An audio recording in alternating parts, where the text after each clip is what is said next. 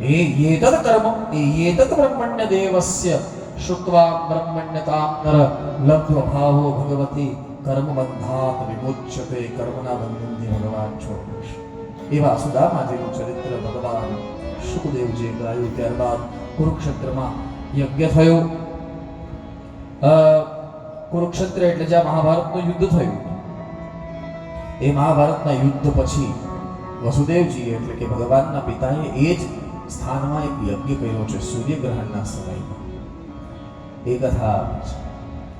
તમને યાદી આપી દઉં, આ જાન્યુઆરીની 4 તારીખે કચ્છમાં કથા છે, જે આપણી સત્સંગ પરિવારની કથા છે. એ 4 જાન્યુઆરી 2026 અને 4 જાન્યુઆરી 2027ના કુરુક્ષેત્રમાં કથા છે. કુરુક્ષેત્રમાં કોઈ એક વિષય પર જે કચ્છ કડવા પાટીદાર સનાતન સત્સંગ પરિવાર દર વર્ષે કથા કરે છે, એનો એક કુરુક્ષેત્ર. આ નહીં, આ 26 જાન્યુઆરી નહીં, 27 જાન્યુઆરી એની વિશેષ જાણ પછી હતી. તો 2 વર્ષ છે, બહુ વાર છે. પણ એ કુરુક્ષેત્રમાં વ્રજવાસીઓનું ભગવાન સાથે મિલન થયું. એ કથા આવી. દ્રૌપદીઓ દ્વારા રાણીઓને પૂછવામાં આવ્યું. એ કથા આવી. વસુદેવજીએ વિશાળ યજ્ઞ કર્યું. ભગવાન કૃષ્ણએ માતા પિતાને ઉપદેશ આપ્યો. સુભદ્રાજીનું હરણ થયું. વેદોએ ભગવાનની સ્તુતિ કરી અને અંતિમ 90મા અધ્યાયમાં ઉપસંહાર એટલે સંક્ષિપ્ત ભગવાન કૃષ્ણનું પુનઃ ચરિત્ર કરી અને ભાગવતના 10મા સ્કંદને વિરામ આપ્યો. હૃદયરૂપ કથા છે આ ભાગવતની 10મા સ્કંદની. આપણે ભગવાન કૃષ્ણના ચરણમાં અર્પણ કરીએ. 11મા સ્કંદમાં, આમ 10મા સ્કંદમાં અને 11મા સ્કંદમાં બહુ ફરક નથી. ભગવાન કૃષ્ણની જ કથા છે. પણ ભગવાન કૃષ્ણએ જે કંઈ કરવાનું હતું ને એ 10મા સ્કંદમાં કર્યું અને જે કંઈ કહેવાનું હતું એ 11મા સ્કંદમાં કીધું. જેને આપણે વ્હીલ કહીએ. કેમ બાપા એમ કહેતા જાય કે હું આટલું કરતો ગયો છું, હવે તમે આટલું કરજો. એ વ્હીલ કહેવાય ને. હા, એવી રીતે આ ભગવાનની વ્હીલ છે. ત્રિવિધ કથા છે. નિમિ મહારાજ અને યોગેશ્વરજી ચર્ચા કરે એની કથા, દત્તાત્રેય યદુ ભગવાન કથા કરે, ચર્ચા કરે એની કથા, અને ભગવાન કૃષ્ણ અને ઉદ્ધવજી ચર્ચા કરે એની કથા. પણ આ જ સ્કંદમાં ભગવાનના દેહોત્સર્ગની કથા છે. આ સ્કંદમાં ભગવાન ધરા છોડી ધામમાં ગયા. અને વિશેષ કરી અને એ કથા મારી વ્યાસપીઠ ક્યારેય કરતી નથી. કૃષ્ણ ગયા? ક્યાંય નથી ગયા સાહેબ. આ કોણ છે? પ્રત્યક્ષ કૃષ્ણ એવ હિ. પ્રત્યક્ષા વર્તતે હરિ. પ્રત્યક્ષ કૃષ્ણ છે. તમે કહેશો ભગવાન કૃષ્ણના હાથમાં તો બહુસરી છે. ભાગવતના હાથમાં બહુસરી ક્યાં છે? છે આધ્યાત્મિક વંશી એના હાથમાં છે. સપ્ત છિદ્ર છે વંશીના હાથમાં. એટલે કે વંશીમાં કેટલા છિદ્ર હોય? 7. તમે કહેશો ભાગવતજીના વંશરી પાસે 7 છિદ્ર છે. છે આધ્યાત્મિક. આના અર્થો મેં ઘણીવાર મારી કથાઓમાં કહ્યા છે. વિચાર એક છિદ્ર છે, વિનોદ એક છિદ્ર છે, વૈરાગ એક છિદ્ર છે, વિરહ એક છિદ્ર છે, વિશ્વાસ એક છિદ્ર છે, વિશ્રામ એક છિદ્ર છે, અને વિશ્વાસ, વિશ્રામ અને છેલ્લો વિરામ એક છિદ્ર છે. આધ્યાત્મિક અર્થો એટલે કે આ ભગવાન જ છે. 12 અંગનું આ શાસ્ત્ર એટલે કે 12 સ્કંદનું આ શાસ્ત્ર અને 12 સ્કંદના ભગવાન કૃષ્ણ. એક એક અંગ, એક એક સ્કંદને અથવા તો એક એક સ્કંદ એક એક અંગને નિરૂપિત કરે છે. પાદો યદિયો પ્રથમ દ્વિતીયો. બે પગ એ પ્રથમ અને દ્વિતીય સ્કંદ છે ભગવાન. બે પગ પ્રથમ. ભગવાન કૃષ્ણનો વિગ્રહ જો ભાગવતની દ્રષ્ટિથી જોવામાં આવે તો આ બે પગ જે છે પ્રથમ સ્કંદ અને દ્વિતીય સ્કંદ છે. ગુરુ સુધીનો ભાગ ત્રીજો. એવી રીતે આખો એક વિગ્રહ આ ભગવાન છે. ક્યાં ગયા છે? ક્યાંય નથી ગયા. સમાતા જો સાહેબ દરિયા કિનારે તમે ઊભા હો ને તમારું વાહન લાંગરેલું હોય, પછી વાહન ચાલતું દરિયામાં જાય અને તમે કિનારે ઊભા હોય તો દરિયામાં જતું વહાણ જેમ જેમ આગળ જાય એમ વહાણ નાનું થતું જાય કે ના? અને એ જ દરિયામાં એક સમય એવો આવે કે વહાણ દેખાતો બંધ થઈ જાય. તો એનો મતલબ હવે વહાણ નથી, છે. આપણી દ્રષ્ટિથી ઓझલ થયું છે, બાકી દરિયામાં વહાણ તો છે. એવી રીતે ભગવાન કૃષ્ણ આ સમુદ્રમાં સમાતા સમાતા સમાતા એવા સમાયા છે કે આપણી દ્રષ્ટિથી ઓझલ થયા છે. આમાંથી ક્યાંય ગયા નથી. યહી હૈ. એ ભગવાન કૃષ્ણ ધરા છોડીને ધામમાં ગયા, એ કથા આવી. ત્યારબાદ દ્વાદશ સ્કંદમાં એટલે કે 12મા સ્કંદમાં ભવિષ્ય વર્ણન આવ્યું. ભવિષ્યના રાજાઓ કેવા કરશે એ બધી ચર્ચા કરીને ભાગવતના 12મા સ્કંદના 6થા અધ્યાયમાં પરીક્ષિત મોક્ષની કથા કરી. 7 દિવસ પહેલા એક રાજા શાપિત થઈને બેઠો તો શુકદેવજી કથા સંભળાવતા હતા. એમાં શુકદેવજીએ કથાને વિરામ આપ્યો. શુકદેવજી બહુ સુંદર બોલ્યા છે, રાજા કથા સાંભળવાથી તને ઈશ્વર મળે એમ નહીં. હવે તું જ ઈશ્વર છે, તું હી હૈ. અહમ બ્રહ્મ પરમ ધામ બ્રહ્માહમ પરમમ પદમ, તું હી બ્રહ્મ. તને કાંઈ વધારે સાંભળવું હોય તો કે ના પાડી. અને પરિણામે શુકદેવજી ઊભા થયા. એક યોગી 7 મિનિટથી વધારે એટલે કે ગૌદોહન સમયથી વધારે ક્યારેય ક્યાંય રોકાય નહીં અને 7 દિવસ બેસીને કથા કરી. પરીક્ષિત રડે છે એટલે તક્ષક આવવાનો છે અને મને ડંખ દેવાનો છે એટલા માટે નહીં, એક સંતનો વિયોગ થઈ રહ્યો છે. હવે જતા રહેશે.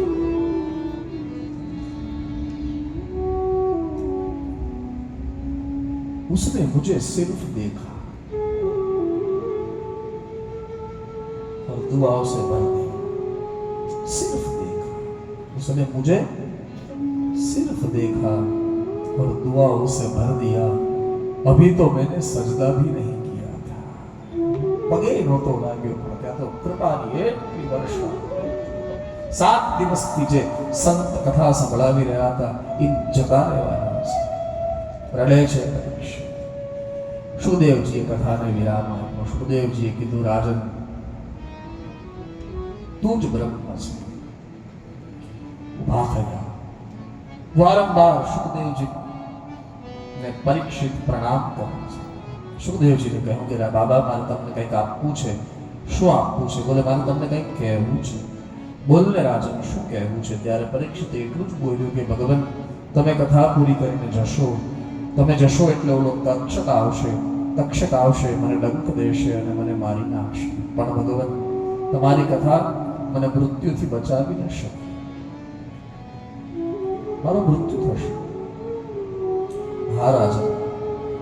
પરીક્ષિતે કીધું કે બાબા મારે કહેવું છે એ તમારી કથા મને મૃત્યુથી ન બચાવી શકી, પણ મારા હૃદયમાં જે મૃત્યુનો ડર હતો ને એ તમારી કથાએ કાઢી નાખ્યો છે. હવે મરશે તો આ શરીર મરશે, હું તો બ્રહ્મ છું. પ્રવિષ્ઠો બ્રહ્મ નિર્વાણમ અભયમ દર્શિતમ ત્વયા. શુકદેવજી ઉભા રહ્યા. પરીક્ષિત ઉભા થયા. શુકદેવજીએ ચાલવાની શરૂઆત કરી. ધીરે ધીરે ચાલતા ચાલતા ચાલતા ક્ષિતિજમાં જ્યાં સુધી શુકદેવજી દેખાયા ત્યાં સુધી બધા જ ઉભા રહ્યા.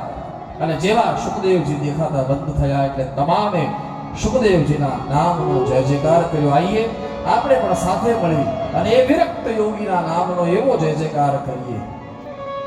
મારી સાથે બધા એકવાર ભગવાન શુકદેવજીના નામનો જય જયકાર કરે. બોલીએ શુકદેવજી મહારાજ કી. વ્યાસ નારાયણ ભગવાન કી. ભારત માતા કી. શુકદેવજી ગયા. હવે પછીની કથા સુકુરાણીજી કરે છે. સુકુરાણી કહે છે કે મેં મારી આંખે જોયું. જેવા શુકદેવજી ગયા એટલે બ્રાહ્મણ આવ્યા. તક્ષક બ્રાહ્મણના રૂપમાં આવ્યો. એના હાથમાં એક પુષ્પ હતું. એ પુષ્પ પરીક્ષિતને આપ્યું. પરીક્ષિત એને આંખે કાને અડાડવા ગયો તો એ પુષ્પમાં એક સૂક્ષ્મ કક્ષક બેઠો તો એણે પરીક્ષિતને ડંખ માર્યો. અને જ્યાં ડંખ માર્યો એટલે એટલું દારૂનું વિષ છે, એનું એટલું દારૂનું વિષ છે કે પરીક્ષિતના શરીરને સળગાવવું ન પડ્યું. પરીક્ષિતનું શરીર એની મેળે સળગવા લાગ્યું. પણ એ પહેલા પરીક્ષિતનો આત્મા જ્યોત બની અને આકાશ તરફ ગંતવ્ય કરી ગયો. એ અમે બધાએ સાથે મળીને પરીક્ષિત ભાગવતની કથાથી મુક્તિ મળે એનો પહેલો ગવાહ છે પરીક્ષિત. એટલા માટે ભાગવતના મહાત્મ્યમાં એક શબ્દ છે પરીક્ષિત સાક્ષીરિયત. પરીક્ષિત સાક્ષી છે જેને ભાગવતની કથાથી મુક્તિ મેળવી છે. આ હતી આપણી ભાગવતની કથા.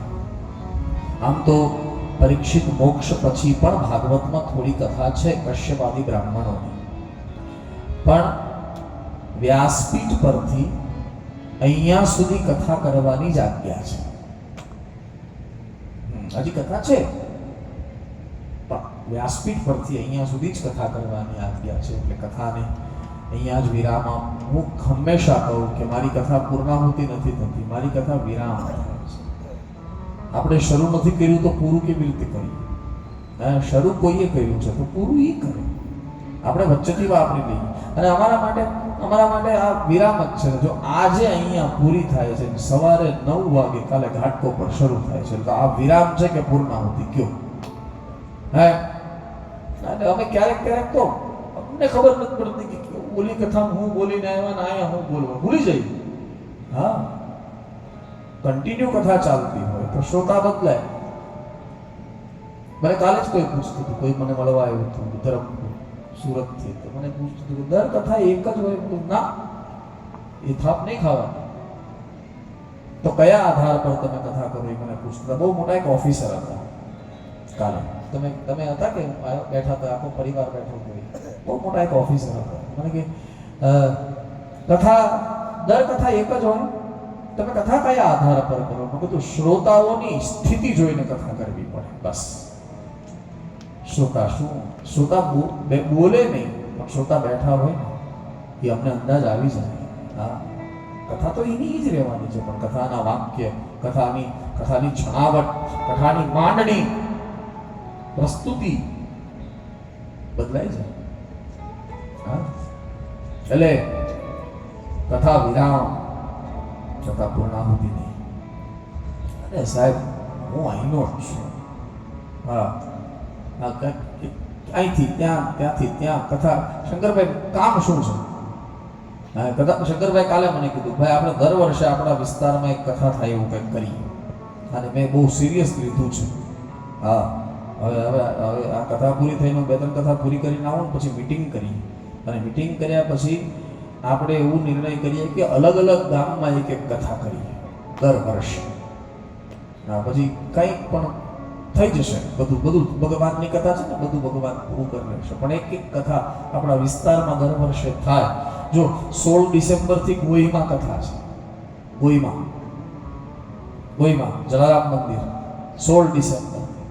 એટલે આ વર્ષે 2 કથા થઈ જશે આપણા વિસ્તારમાં. જે આવતા વર્ષે મને 2 કથાના આમંત્રણ છે, પણ મેં અત્યારે એમ કીધું છે કે પછી જોઈશું જ્યારે તારીખોની અનુકૂળતા. એક તો મોહનભાઈને જ ખબર છે કે કથા અમારા નીરુબેન કથામાં હતા, પ્રવીણભાઈ બરઈ, જ્યાં 2 કથા થઈ. આપણને એ અકાળ એટલે કે નીરુબેન હવે દિવંગત થઈ ગયા, એમનું પણ જલારામ મંદિર. એટલે કથાની 2-3 માંગણીઓ છે. તો દર વર્ષે આપણે એક કથા આપણા વિસ્તારમાં થાય એવો પ્રયાસ કરીશું. બસ વિરામ આપતા પૂર્વ મારે 1-2 મિનિટ કંઈક કહેવું હોય કથાના ઉપલક્ષમાં, અથવા તો જો કથા નાની મોટી નથી હોતી. હંમેશા ઘણા લોકો એમ કે નાની કથા છે. કથા નાની મોટી ન હોય, આયોજન નાનું મોટું હોય. કથા તો કૃષ્ણની છે, એ તો એક જ છે. બસ એટલે અમારે 2 વસ્તુ જોવાની હોય, આયોજન કેવું છે ને આયોજક કોણ છે. 2 ઘરના છે.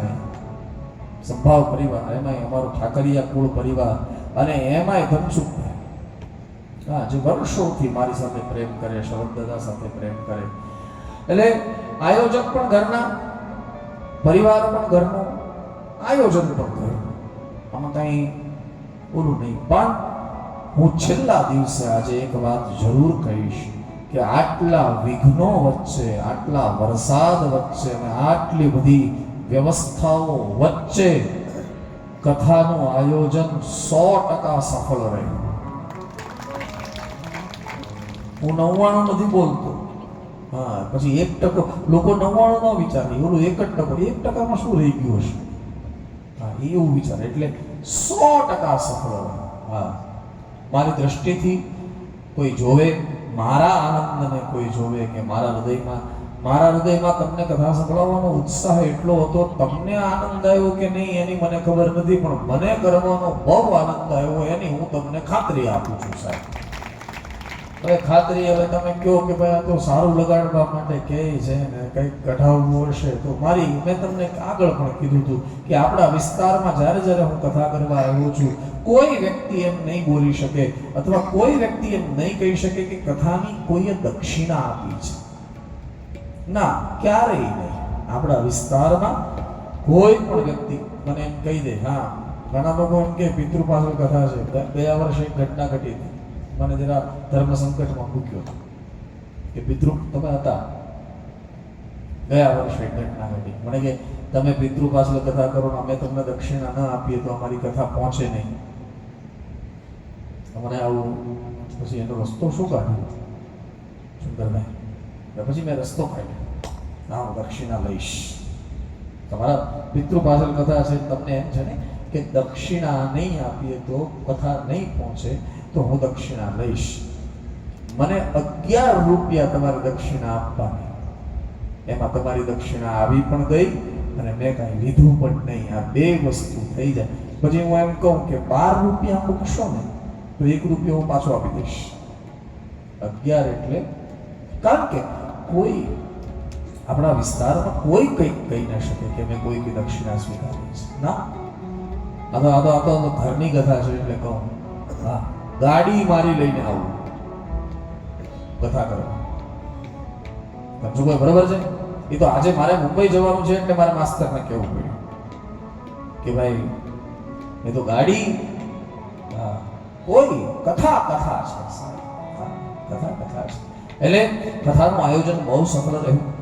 અને જે કામનાથી આ પરિવાર બેઠો છે, પિતૃમોક્ષની કામનાથી, ઠાકરિયા કુળ પરિવારને તમને અનુભવ થતો હોય કે નહીં એને મને ખબર નથી, પણ વ્યાસપીઠ પરથી હું અનુભવ કરી રહ્યો છું કે તમારા પિતૃઓ પુણ્યશાળી છે, જેથી કરી આટલા વિઘ્નો વચ્ચે પણ કથા અખંડ રહી છે. ઠાકરિયા કુળ પરિવાર, મને નામ લેવાની ઈચ્છા થાય, બધાના નામ લેવાની ઈચ્છા થાય, પણ હવે ધનસુખભાઈ કીધું કે ભાઈ કોઈનું નહીં, ભગવાનનું નામ. ભગવાનનું નામ ધનસુખભાઈ પહેલેથી મને એમ કીધું છે. જ્યારે કથા લેવા આવ્યા ત્યારે પણ મને કીધું હતું કે ભગવાન 4 વસ્તુ કરવાની છે. કઈ મને કે ભજન, ભોજન, સત્સંગ અને સ્મરણ. બરાબર છે? આ 4 શબ્દ મને યાદ છે. આજે પણ મને એ જ કીધું. ગઈકાલે મેં પૂછ્યું તો મને કે નહીં, ભજન, ભોજન, સત્સંગ અને સ્મરણ, કોઈનું નામ નહીં. છતાં હું એક નામ લઉં ને એટલે બધા નામ આવી જાય. ઠાકરિયા કુળ પરિવાર, એમાં અતરથી ઇતિ સુધી બધા જ આવી જાય. બધા જ પિતૃઓને સ્મરણ કરી, એ પરિવારજનોને સ્મરણ કરી. ઉદારતા એવી કે કથામાં વરસાદ પડે તો રોજ સાંજે આખો પરિવાર બીજા દિવસની વ્યવસ્થામાં લાગી જાય. સવારે કથા શું કેવું થાય નીરવભાઈ? કે સવારે 9 વાગે કથા શરૂ થાય, 12, 12:30 કથા પૂરી થાય, 1-1:30 વાગે બધા જમીન જાય, પછી વરસાદ આવે રોજ. હા, સવારે વરસાદ ક્યારેય નથી આવ્યો. હા, પણ અમે બધા ફ્રી થઈ જઈએ પછી એ ફ્રી થાય કે હવે પડી જાય, એટલે આખું બધું વીખી નાખ્યા. અહીંયા પાણી, અહીંયા પડદા આમ બી ગયા હોય, માંડવા આમ બી ગયા હોય, પાછા આખો પરિવાર પાછું આ બપોર પછી જ્યારે વરસાદ પૂરો થાય ત્યાંથી સાંજ સુધી બધું સરખું કરે, પછી બીજે દિવસે કથા કરે. વળી બીજે દિવસે 12:30 1 થાય એટલે અમે જ્યાં હજી ભાત ખાઈ નીકળ્યા હોય ત્યાં વરસાદ ચાલુ થાય. એમ કરતા 7 દિવસ કથા થઈ. એટલે કોઈ પણ જગ્યાએ નાનામાં નાના માણસને એટલે કે છેલ્લામાં છેલ્લો માણસ જે બેઠો છે એને તકલીફ ન પડે એની ચિંતા ધનસુખભાઈ કરી, જે આપણે જોઈએ છીએ. એટલે આખા પરિવારને, ઠાકરિયા કુળ પરિવારને વ્યાસપીઠ પર બેઠો છું. અહીંથી ઉતરી જઈશ પછી કદાચ મારું ગજું નહીં રહે આશીર્વાદ આપવાનું, પણ અહીંયા બેઠો છું એટલે એટલો જ આશીર્વાદ કે જેમ ગંગાજીનો પ્રવાહ અસ્ખલિત વહ્યા કરે છે એવી રીતે તમારા વંશમાં ભગવાનની ભક્તિ અસ્ખલિત વહેતી રહે. વંશે સદા ભવતા હરિભક્તિરસ્તુ. તમારા પુત્ર પૌત્રમાં, તમારા વંશમાં ભગવાનના ભક્તો પાકતા રહે. આટલી કામના કરી મારી કથાને, મારી વાણીને વિરામ આપવું એ પૂર્વ. જ્યારે જ્યારે પણ અહીંયા કથા હોય ત્યારે એક પરિવાર એટલે કે ઠાકરિયા કુળ પરિવારે કથા કરી, પણ કથા સાંભળવામાં, કથાની થોડી વ્યવસ્થા કરવામાં મારો સંભાવ પરિવાર પણ હોય. હા, એ થોડી થોડી વ્યવસ્થા જોતું હોય. એમાં સંભાવ પરિવાર તમે બધા ઓળખો જ છો. સંભાવ પરિવાર એટલે શરદ દાદાનો સ્થાપેલો પરિવાર, અને એમાં જેનું અધ્યક્ષ સ્થાન શોભાવી રહ્યા છે એવા અમારા શંકરભાઈ પટેલ, જે સુખાલાના છે. આ બાજુમાં એની જમીન, આ કે આ બે બાજુ આપણું સંભાવ આ જ ને કે આપણું સ્થાન. એટલે શંકરભાઈ પટેલ જે અધ્યક્ષ સ્થાન સંભાળી રહ્યા છે. પછી અમારા મોહનભાઈ, આ વ્યક્તિ એવું છે કે જેને માનની સન્માનની કોઈ પડી નથી. હા, એને કથા સાંભળવા જોઈએ બસ. એ અમારા મોહનભાઈ.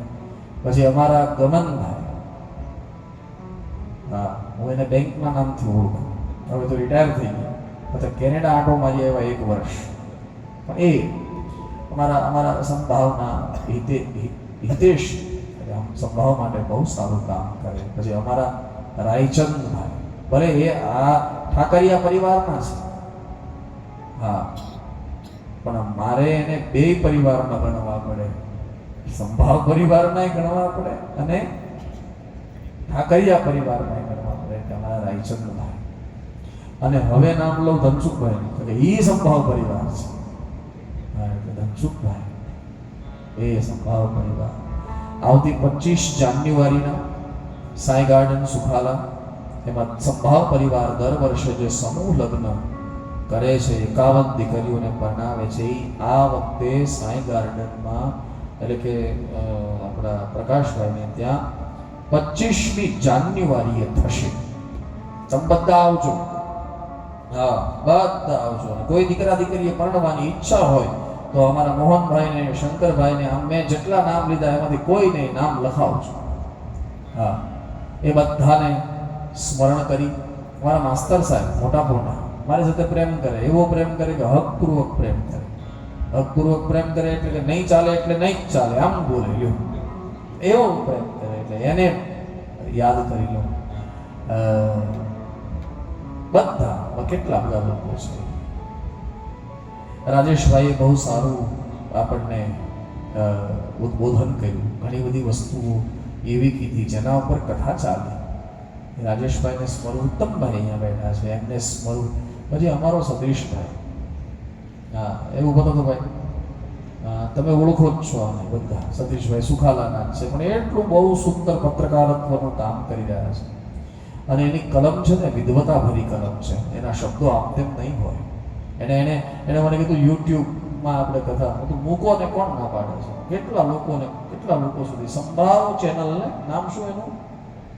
સંભાવ ચેનલ. એના પર એ છે, જીવનભર રહેશે. તમારે જ્યારે જોવી હોય ત્યારે એ જોવાશે.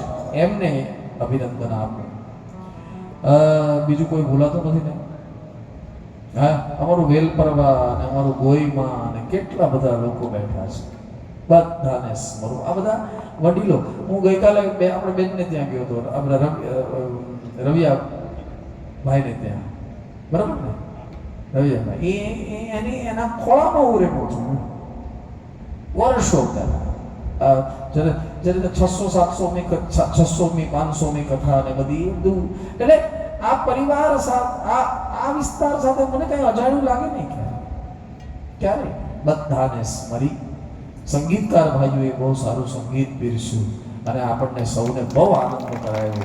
એટલે એમને મારા હૃદયની શુભકામના પાઠવું છું. બસ એટલું કહું કે જલ્દી જલ્દી જમીન ટ્રેન પકડી લો, આપણે પાછું મુંબઈ પહોંચવું છે. જનક દાદાએ પૂજાની વ્યવસ્થા સંભાળી અને મારું મેં આગળ પણ કીધું હતું કે મારું પારાયણ એ હંમેશા પૂરું કરતા હોય એટલે એમને વ્યાસપીઠ પરથી પ્રણામ કરું. માઇકવાળા ભાઈએ બહુ સુંદર માઇકની વ્યવસ્થા કરી. આ પલળતા ભીનું ભીનું માઇક એટલે એને મારા હૃદયની શુભકામના આપું. જેણે આ કથામાં રસોઈયા ભાઈઓએ બહુ સુંદર રસોઈ બનાવી એને યાદ કરું. સ્વયંસેવક ભાઈઓએ મેં જો કે આજે બધાને પ્રણામ કરી લીધા છે પણ છતાં વ્યાસપીઠ પરથી સ્મરું છું. તમે બધા શ્રોતાગણો જે રોજ આવ્યા આટલા વરસાદની વચ્ચે ચિંતા કર્યા વગર, તો તમને પણ અભિવાદન આપી અને મારી આ વાણીને વિરામ આપું. એ પૂર્વ અમારો જો નીરોભાઈ આવ્યો છે, આપણે લેવા આવ્યો છે, એને સ્મરું લ્યો ને આ વ્યાસપીઠ પરથી. મને નામ યાદ નથી.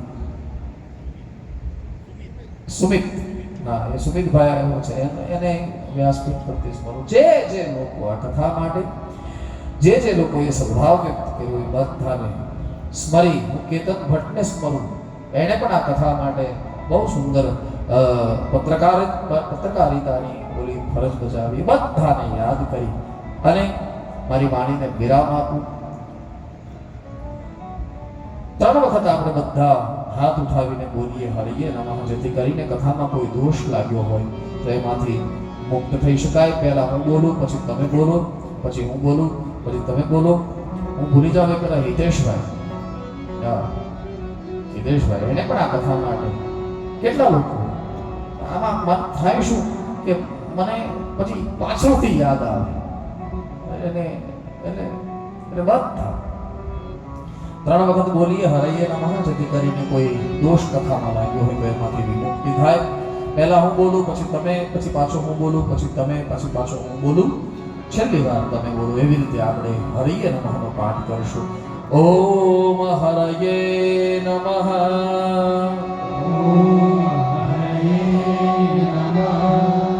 ઓમ હરયે નમઃ. ઓમ હરયે નમઃ. બાલકૃષ્ણ ભગવાન કી જય. રાજા રામચંદ્ર ભગવાન કી જય. સદગુરુ ભગવાન કી જય. શ્રી ગોવર્ધન નાથ કી જય. ઓમ નમઃ પાર્વતી પતયે. હર હર મહાદેવ. નમઃ શિવાય. નમઃ શિવાય. નમઃ શિવાય. નમઃ શિવાય. શિવાય. નમઃ શિવાય. નમઃ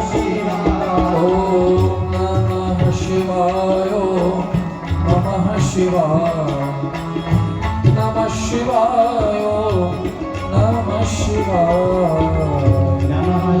શિવાય. નમઃ શિવાય. ઓમ નમઃ શિવાય. નમઃ શિવાય. નમઃ શિવાય. નમઃ શિવાય.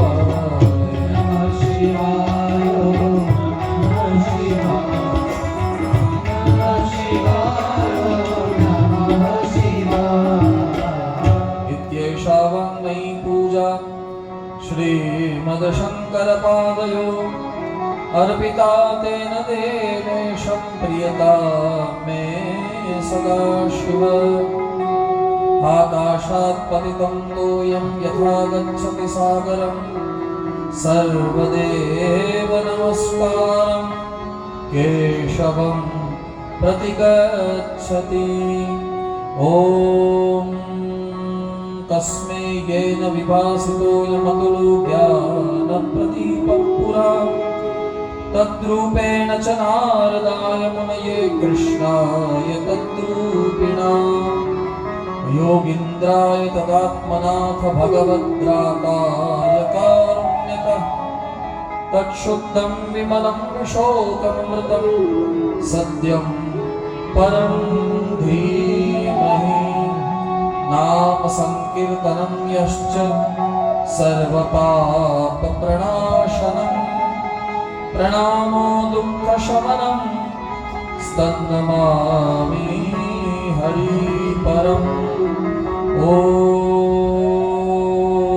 पूर्णमदः पूर्णमिदं पूर्णात् पूर्णमुदच्यते पूर्णस्य पूर्णमादाय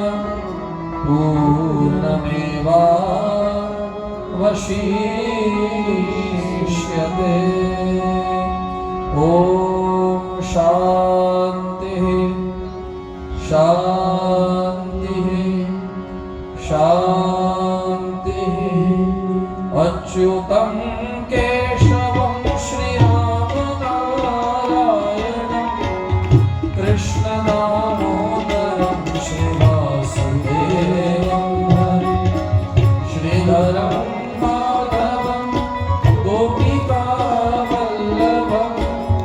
जानकीनायकं श्रीरामचन्द्रं भजे जानकीनायकं श्रीरामचन्द्रं भजे जानकीनायकं श्रीरामचन्द्रं भजे जय जय श्री राधे